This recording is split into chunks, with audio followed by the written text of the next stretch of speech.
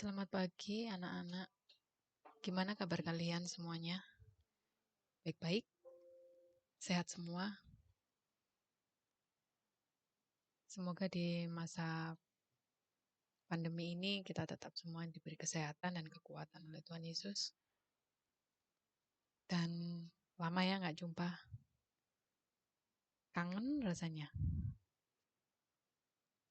Dan saya harapkan kalian masuk di pelajaran yang baru ini, di kelas yang sudah berubah, tidak lagi kelas 10, tapi kelas 11. Lebih tetap semangat dan giat dalam melaksanakan tugas tanggung jawab kalian sebagai seorang siswa. Oke, kita akan mulai pelajaran agama kelas 11 hari ini.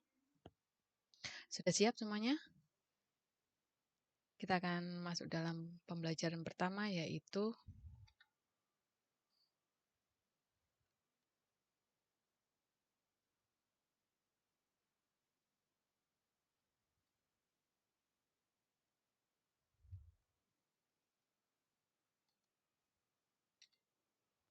ya.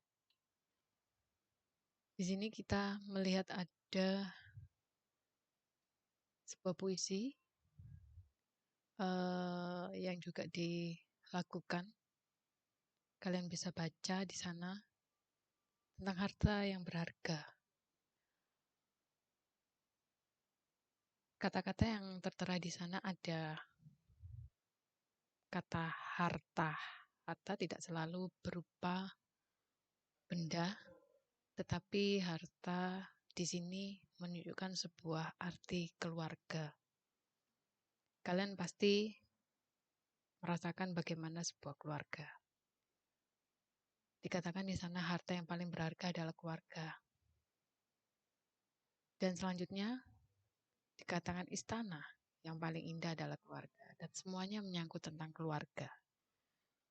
Selama ini kita berpikir bahwa keluarga mungkin biasa aja lah buat kita. Sekedar mengisi kehidupan kita sehari-hari. Ada orang tua, ada kakak, ada adik.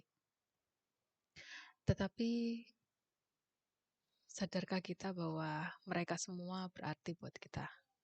Ketika kita sudah merasakan lelah, kita membutuhkan teman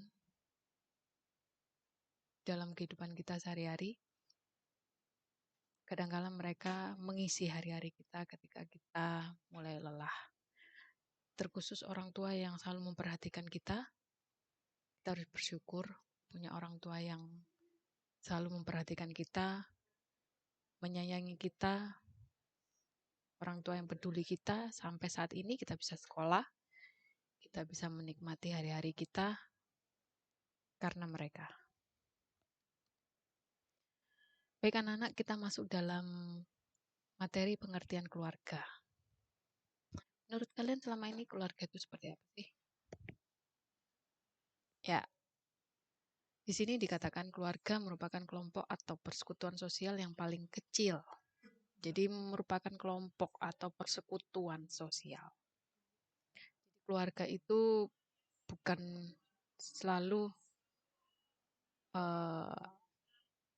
ada komunitas yang cukup besar, tetapi justru keluarga kita inti itulah yang penting. Itulah disebut dengan keluarga. Dari kelompok persekutuan yang kecil. Kita bisa bersosialisasi, kita bisa belajar mengenai persahabatan, saling menghargai satu sama lain, bisa menerima kekurangan dan kelebihan berawal dari sebuah keluarga. Lalu yang berikut adalah keluarga itu terbentuk apabila ada ikatan darah, ada perkawinan atau adopsi. Tentunya keluarga di mana kalian saat ini tinggal pasti berkaitan dengan yang namanya ikatan darah. Kalian dilahirkan oleh seorang ibu, kalian juga punya seorang ayah, papa, yang memiliki ikatan darah dengan kalian. di mana mereka juga dipersatukan oleh Tuhan Yesus sehingga kalian pun dilahirkan di dunia, diasuh oleh mereka, dididik oleh orang tua kalian. Tapi ada juga orang tua yang memiliki anak adopsi. Kalian pasti tahu kan adopsi itu apa? Ya, adopsi itu anak yang bukan dari ikatan darah. Tentunya kita tidak berharap kita anak-anak adopsi ya, tapi bersyukurlah kalian anak-anak yang memiliki ikatan darah dengan orang tua kalian. Itulah sebuah keluarga. Kemudian keluarga juga merupakan suatu persekutuan yang berawal dari dua orang yang berbeda jenis kelamin yang diikat dalam ikatan pernikahan. Di sini kita bicara masalah tentang keluarga yang dipersatukan Tuhan. Yang berbeda loh ya, kelaminnya bukan sama, nggak seperti yang kita lihat di luar sana. Mulai dilegalkan pasangan yang sejenis, mulai diberikan pengakuan oleh negara untuk mereka boleh menikah sesama jenis kelamin. Tapi di sini kita belajar bahwa keluarga itu persekutuan yang berawal dari dua orang yang berbeda, jenis kelamin, dan diikat di dalam ikatan pernikahan. Itu adalah keluarga yang sesungguhnya. Jadi kalian sudah tahu ya pengertian keluarga di sini. Baik, kita akan lanjut pada materi berikut. Di sana ada dua bentuk keluarga yang kita kenal dalam sebuah masyarakat. Kita pasti tidak asing lagi dengan kata keluarga inti. Nuclear family, conjugal family, basic family, yaitu kelompok yang terdiri dari ayah, ibu, dan anak-anak. Mereka adalah keluarga inti. Jadi kalian kalau melihat sebuah keluarga tanpa anak, apakah bisa disebut keluarga inti? Sepertinya belum ya. Karena sebenarnya keluarga inti itu pasti ada ayah, ibu, dan anak-anak. Karena tadi kita membahas di materi sebelumnya, pembahasan kita tadi, saya ulang kembali, keluarga adalah merupakan kelompok atau persekutuan sosial yang paling kecil. Dan di sana ada ikatan perkawinan yang kemudian ada anak-anak di dalamnya. Sehingga orang tua berusaha yang tidak punya anak memiliki anak dengan cara adopsi. Paham ya, anak-anak? Saya lanjutkan yang tadi. Jadi di sini kita belajar bahwa dalam masyarakat kita mengenal namanya keluarga inti. Dan kemudian ada keluarga besar. Nah, ini yang berbeda dengan keluarga inti. Keluarga besar di sini yaitu yang dimaksud adalah keluarga bati ditambah kerabat lain yang memiliki hubungan erat dan senantiasa dipertahankan. Misalnya di sana ada kakek, ada nenek, ada paman, ada bibi, sepupu, dan keluarga besar kalian yang adalah saudara-saudara kalian dari orang tua kalian masing-masing. Mungkin di dalam rumah kalian, kalian bersama dengan nenek kalian menjaga kakek kalian, atau juga mungkin ada bibi atau tante di sana masih ikut mama kalian atau papa kalian, sehingga kalian juga dalam satu atap dengan tante kalian atau bibi kalian, atau juga paman, om, ya, atau mungkin juga sepupu. Nah, sepupu kalian sendiri dari jauh ingin tinggal bersama kalian, mungkin karena pekerjaan, karena sekolah, dan lain sebagainya. Disitulah yang disebut dengan keluarga besar. Jadi pahamkah kalian bahwa keluarga inti dan keluarga besar itu tentu berbeda? Anak-anak, kita akan membahas pengertian keluarga Kristen. Nah, kalau tadi kita bicara secara umum tentang keluarga. Sekarang kita akan bicara tentang keluarga Kristen. Kalian sudah pernah membaca di kitab Kejadian 1 ayat 27 hingga 28? Baca sebentar ya, saya kasih kesempatan buat kalian.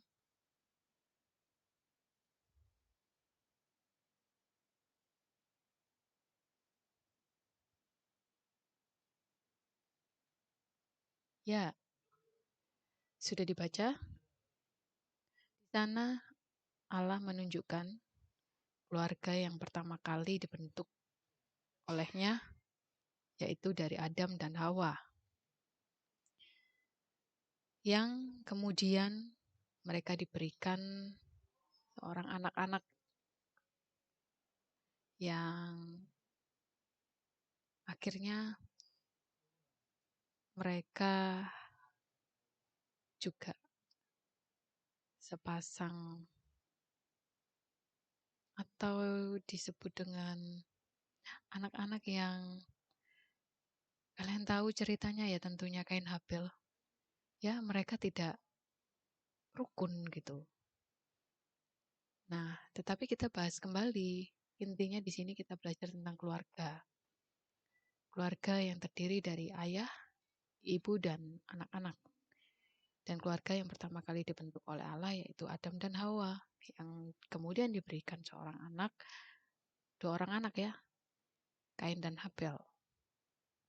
Tetapi sayangnya mereka tidak rukun. Anak-anak,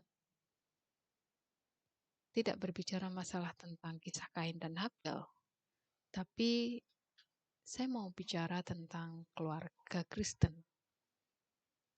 Dikatakan di sini, keluarga Kristen adalah persekutuan hidup antara ayah, ibu, dan anak-anak yang, perhatikan kata ini, yang telah percaya dan menerima Tuhan Yesus sebagai Tuhan dan Juru Selamat secara pribadi.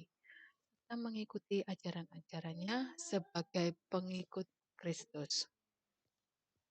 Ya, tentu keluarga Kristen yang mengikuti ajaran-ajaran Tuhan Yesus.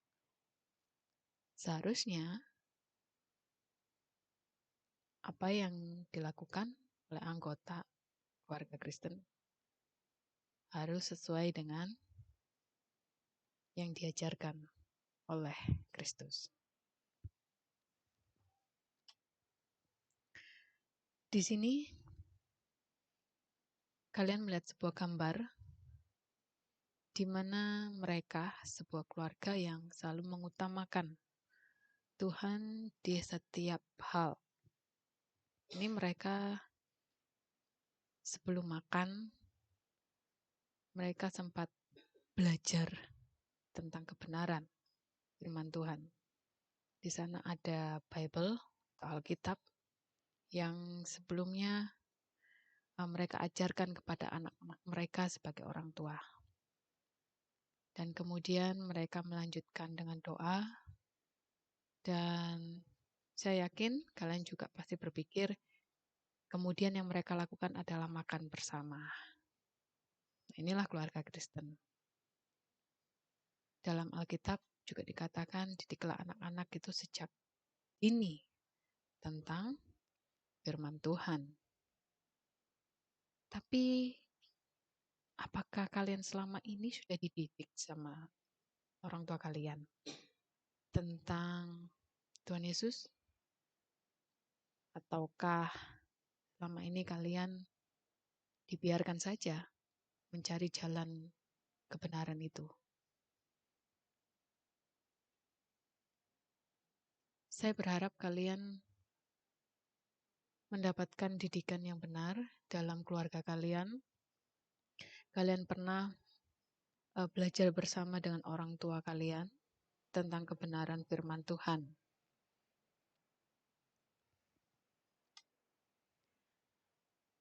Baiklah anak-anak, setelah kita belajar tentang pengertian keluarga secara umum dan sesuai dengan firman Tuhan, kita akan melanjutkan pada fungsi daripada keluarga itu sendiri. Yuk, perhatikan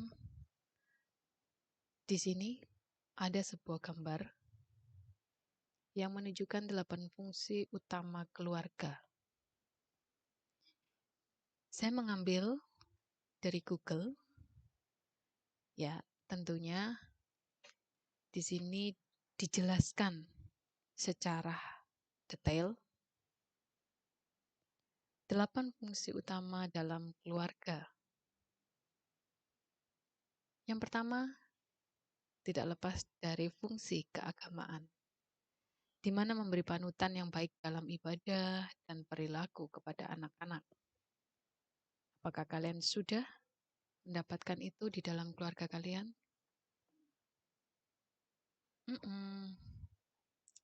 Hanya kalian yang tahu ya. Berikut ada fungsi sosial budaya,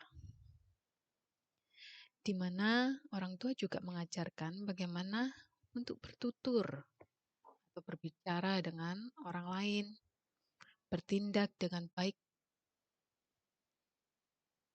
Apakah kalian juga sudah mendapatkan pelajaran tersebut dari orang tua kalian? Bagaimana kalian harus bersikap, bertutur dengan orang lain? Kalau belum, waktunya kalian menyadari bahwa bersikap, bertutur itu juga penting. Terlebih tadi pengertian sebuah keluarga. Kalian sudah tahu bagaimana pengertian keluarga Kristen yang harus mengikuti ajaran-ajaran Yesus. Yesus mengajarkan kepada kita untuk bersikap sopan, bertindak dengan benar, mengasihi sesama. Berarti di sana tentunya kita tidak semaunya sendiri. Kita harus bisa menghargai orang lain di dalam tutur kata kita, di dalam cara berpikir kita terhadap orang lain. Paham ya? Selanjutnya, fungsi dari cinta kasih. Perhatikan anak-anak, fungsi cinta kasih itu memberikan cinta kasih kepada anak semaksimal mungkin. Nah, inilah orang tua yang benar, yaitu memberikan cinta kasih kepada anaknya semaksimal, bukan seminimal ya, semaksimal mungkin anak merasa diperhatikan. Apakah kalian sudah diperhatikan orang tua kalian? Atau kalian seringkali diabaikan? Kalian menginginkan kasih sayang, tapi orang tua bilang, kalian udah besar. Kayak anak kecil. Mungkin seperti itu ya anak-anak ya. Sebenarnya orang tua mencintai, mengasihi anak-anak sampai dewasa pun tidak masalah. Sampai kalian menikah pun tidak masalah. Tidak masalah tentang kecil atau dewasa seseorang, tetapi tugas orang tua selama dia hidup, dia tetap memberikan cinta kasihnya kepada anak-anaknya. Kemudian berikut, fungsi perlindungan. Ya, ini penting. Yaitu memberikan rasa aman, nyaman, dan hangat dalam keluarga. Ini juga merasakan bagaimana rasa aman itu, nyaman itu. Apakah kalian sudah merasakannya dalam rumah kalian? Dilindungi mama, dilindungi papa. Tidak hanya waktu kalian masih bayi, kecil. Tapi sampai sekarang, kalau kalian di dalam rumah itu aman, nyaman, hangat. Ataukah kalian seringkali tidak bisa merasakan semuanya itu? dengan banyak alasan. Mungkin saja alasan yang bermacam-macam. Contoh yang seringkali kita juga mungkin menemukan di luar sana. Banyak teman kita atau anak-anak muda yang sekarang ini tidak dalam rumah karena tidak ada rasa aman, tidak ada rasa nyaman dan hangat dalam keluarganya.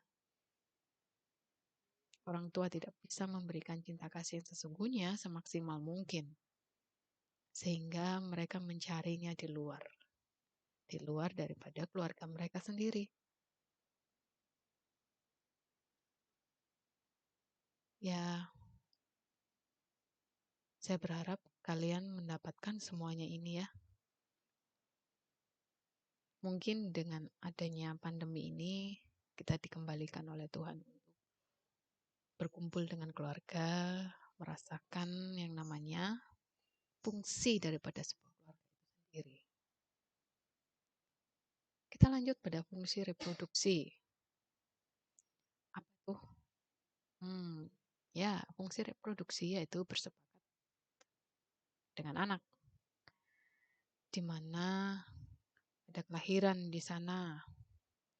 Kalau sudah menginjak yang namanya berkeluarga, kita harus siap. Ya, tentunya khususnya bagi yang perempuan menghasilkan atau hamil, lalu memiliki anak, dan terciptalah sebuah keluarga. Ya kayak kalian nih sekarang yang sudah gede, mama bapak kalian mendidik kalian sampai besar. Kalian dilahirkan oleh seorang ibu yang tangguh, mama yang luar biasa. Itulah fungsi reproduksi. Berikutnya adalah fungsi sosialisasi dan pendidikan. Itu bersosialisasi dengan santun dan berpendidikan. Nah, kalian tidak hanya dalam rumah, tapi kalian juga sudah diajarkan di sekolah. Bagaimana kalian harus bersosialisasi, kalian harus memiliki pendidikan yang benar, dan tentunya kalian akhirnya memiliki banyak teman. Walaupun sekarang ini kalian tidak bisa bertemu secara rutin dengan teman-teman kalian di sekolah ya. Tapi kalian kan masih bisa bertemu dengan teman-teman kalian walaupun lewat medsos. Masih bisa bertegur sapa melalui medsos. Bersyukurlah kalian di masa atau di mana kalian berada di dalam IT yang terus berkembang, sehingga sekalipun kalian tidak dapat bersosialisasi secara langsung dengan teman-teman kalian, kalian masih bisa berbicara melewati medsos atau dunia maya. Kalau zaman saya dulu, zaman masih kecil, kalau nggak ketemu langsung ya udah nggak bisa. Karena tidak ada fasilitas medsos pada saat itu. Tapi sekarang kalian luar biasa, sudah berada di zaman yang luar biasa. Berikutnya ada fungsi ekonomi. Di sini orang tua bertanggung jawab untuk memenuhi kebutuhan keluarganya. Kalian bisa sekolah sampai sekarang, itu karena orang tua bertanggung jawab atas hidup kalian. Kebutuhan kalian tercukupkan, kalian masih bisa menikmati hari-hari kalian secara sekunder, ya, kebutuhan kalian tercukupkan, tidak hanya masalah soal makan, tapi kebutuhan sekunder pun diperhatikan oleh orang tua kalian. Itulah fungsi utama keluarga salah satunya, yaitu dalam hal ekonomi. Dan yang terakhir, fungsi pembinaan lingkungan. Diajarkan untuk anak menjaga keharmonisan keluarga maupun lingkungan. Nah, anak-anak seringkali maunya sendiri, egois. Apakah itu juga ada di dalam diri kalian? Mau menang sendiri, egois. Kalau nggak diturutin, marah-marah. Di sini kita belajar bahwa dalam rumah, anak harus bisa menjaga keharmonisan. Bukan hanya di sebuah keluarga, tetapi kalian juga diharapkan menjaga keharmonisan dimanapun kalian berada. Di lingkungan di mana kalian berada. Gak jauh-jauh. Ajaran Tuhan Yesus tentang kasih juga masuk ya di dalamnya. Jadi kita harus menjaga perdamaian, kita harus belajar untuk menjaga keharmonisan dimanapun kita berada. Anak-anak, sekarang kita pahami bahwa fungsi keluarga yang lain di sini juga sudah dijelaskan, ada fungsi biologis. Tadi sudah saya jelaskan tentang pemenuhan kebutuhan kita. Lalu ada fungsi sosialisasi, fungsi afeksi, ya berhubungan dengan kasih sayang, keintiman, perhatian tadi sudah ya.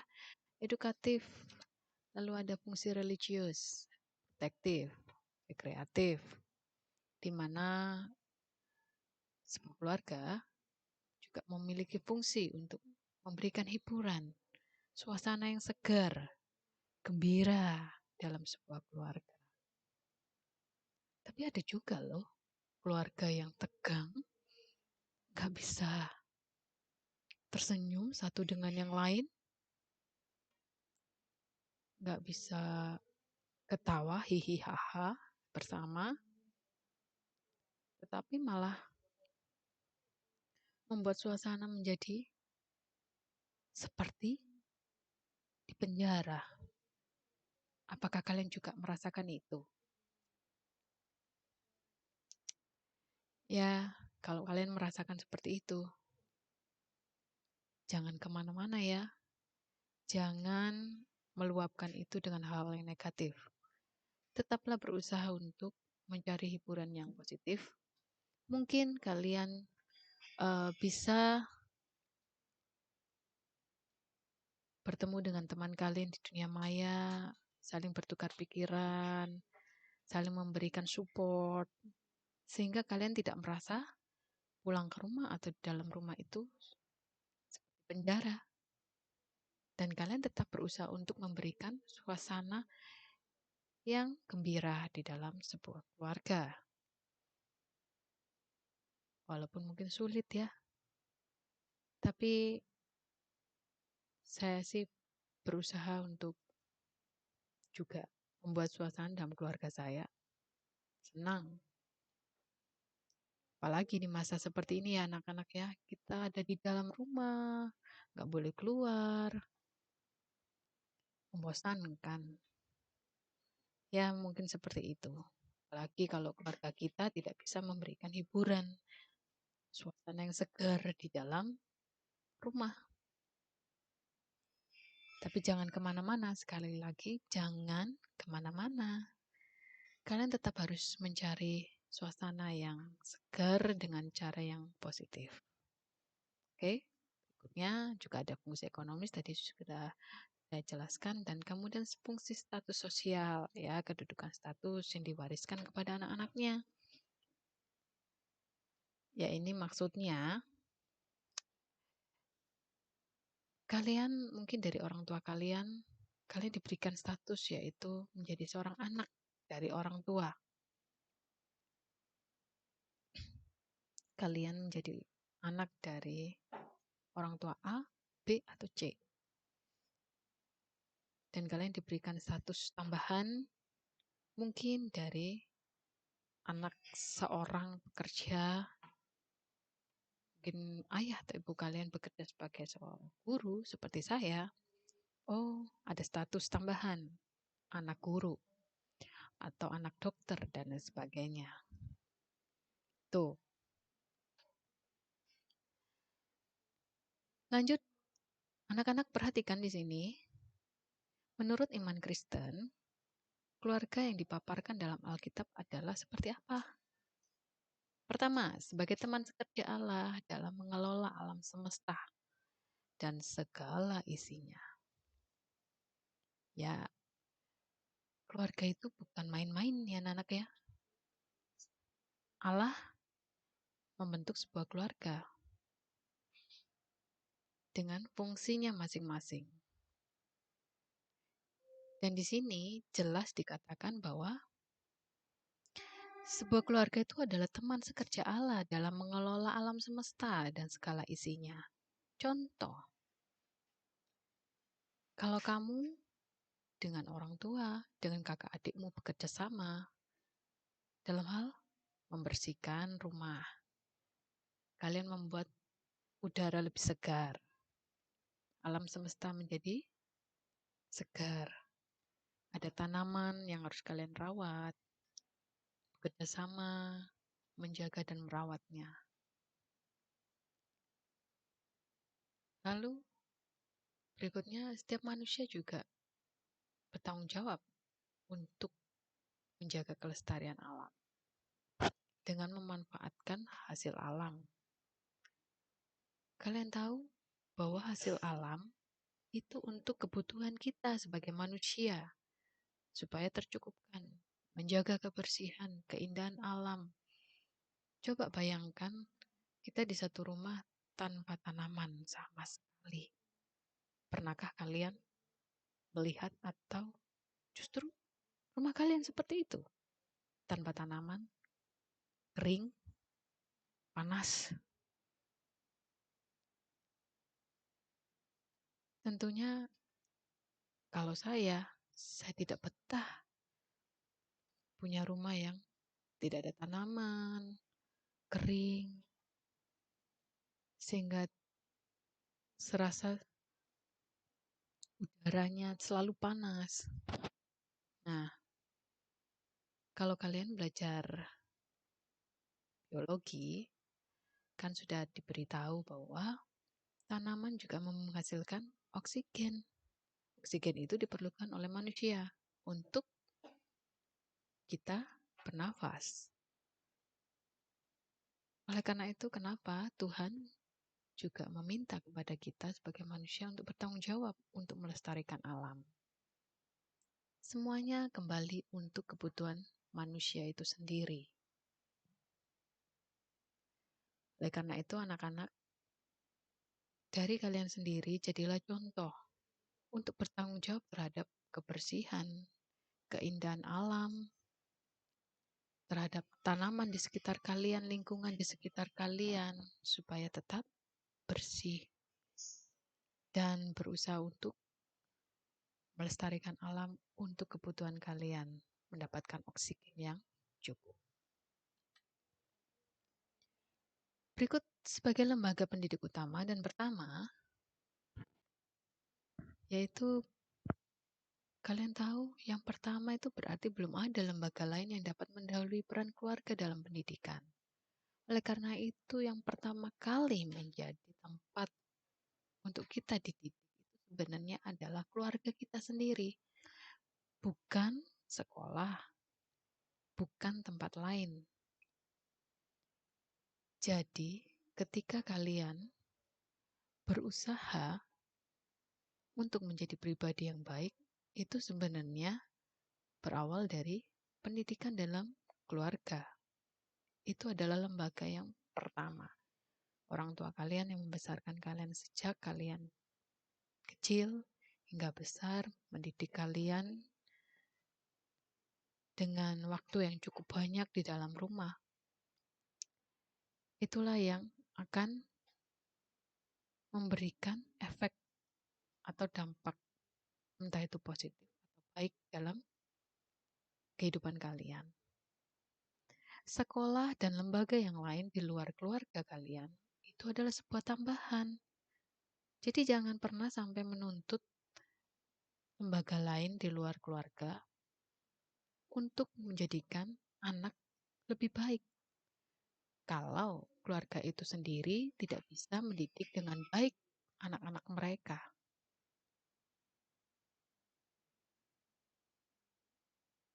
Sadarkah kalian, seperti saat ini,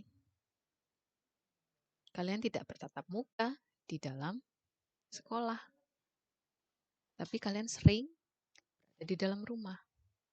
Siapa yang mendidik kalian? Tentunya orang tua kalian. Lalu, apakah kalian bisa menuntut sekolah tentang sikap kalian yang mungkin negatif atau positif? Tidak bisa. Kembali lagi, fungsi keluarga tadi sudah disampaikan. Semuanya berawal dari keluarga. Dan kalian sekarang tahu lembaga utama yaitu keluarga sendiri. Paham ya anak-anak? Berikutnya adalah sebagai wadah kepada semua anggota keluarga dalam mengekspresikan kasih, kesetiaan, dan sikap saling menghormati.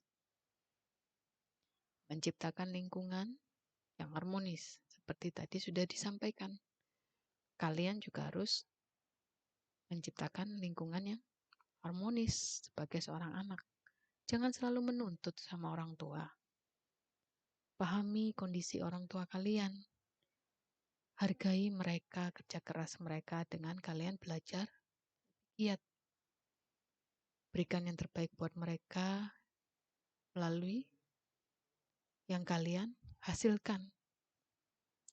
Kalau saat ini kalian masih sekolah, berikan yang terbaik melalui kerja keras kalian sebagai seorang siswa. Dan berusahalah nanti berhasil memberikan kebanggaan kepada orang tua kalian. Karena kalian tahu, orang tua itu adalah wakil Allah. Bersyukurlah punya orang tua yang selalu memperhatikan kalian, mencukupkan kebutuhan kalian sampai saat ini. Apapun dan siapapun mereka tetaplah orang tua kalian yang bertanggung jawab.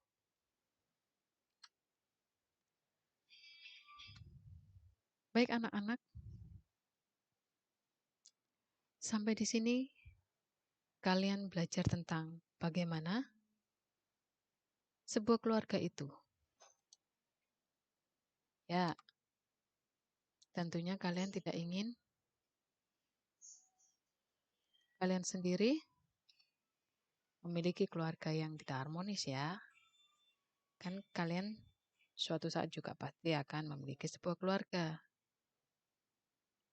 Jadi, tetaplah menjadi seorang anak yang selalu membanggakan orang tua. Memberikan dampak positif di dalam sebuah keluarga. Tuhan Yesus memberkati kalian. Lakukan yang terbaik.